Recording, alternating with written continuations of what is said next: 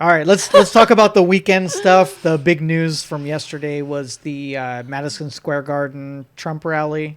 Yeah. And there was an opening act by a comedian, Tony Hinchcliffe. And did you read? I did not see this. Okay. So Tony, he runs a sort of like a comedy skit where it's basically a perpetual roast. It's about offending people, saying things that are not politically correct, and really drawing attention to himself for the most outlandish things. So perfect for a political rally. And when I was growing up, like, comedy was that. You lampooned everybody and everything. Nothing was off the chart, off the table. Everything from politics to religion.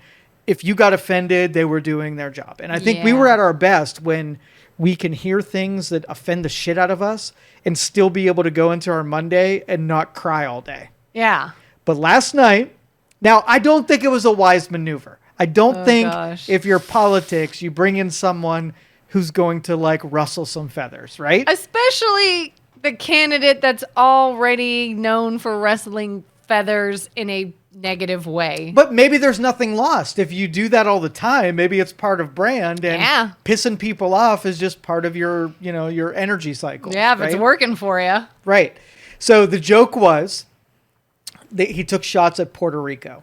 He made a joke that in the ocean, there's a floating garbage pile, also known as Puerto Rico.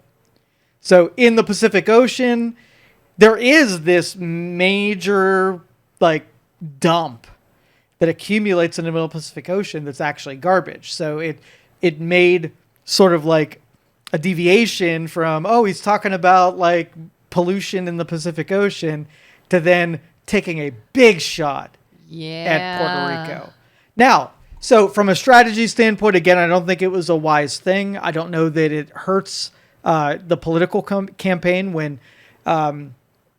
Now, downside is that we're less tolerant to lampooning anybody anyway. So somebody's going to pick up that joke, make it about some kind of racism or whatever. Yeah.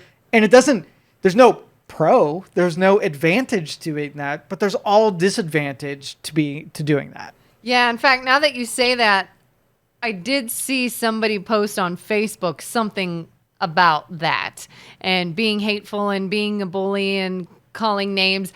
I thought they were saying Trump had said something like this, but this makes sense if it was his opener, so to speak. Yeah, and I think they should have more of this. Like, I honestly think that you have those, just like your scare people in the haunted houses. Everybody's a wussy, and everybody can't hear stuff that they don't like without freaking complaining. Yeah, right? Yeah. So two objectives or two perspectives. So you have the perspective of, was it wise to make people mad? And number two, should we be made mad? And I think we should be made more mad often so that it's not effective. Like, how many times have you heard in this election cycle the phrase or the word Hitler? 1 billion, right? 1 billion. Or even if they don't say that, it's Nazi, implied. Right.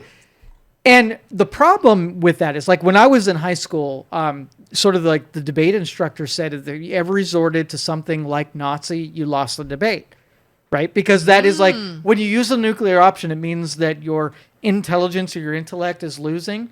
And if you have to go to Hitler, you've lost already, right? So don't ever go there. Use your intelligence, formulate your plan, use your experiences to storytell and win the debate through strategy. Yeah. Right? Yeah. Everybody just goes to the nuclear option. It's like, I'm having a bad day. Nuclear option, right? It's so lazy, just like the haunted house jump scare people. Yeah. It's just so freaking stupidly lazy. And I think we're weakened and we're lazy, and you couple that too, and everything is a freaking Nazi. Now, the problem is that when you overuse a strategy, it weakens its response to it.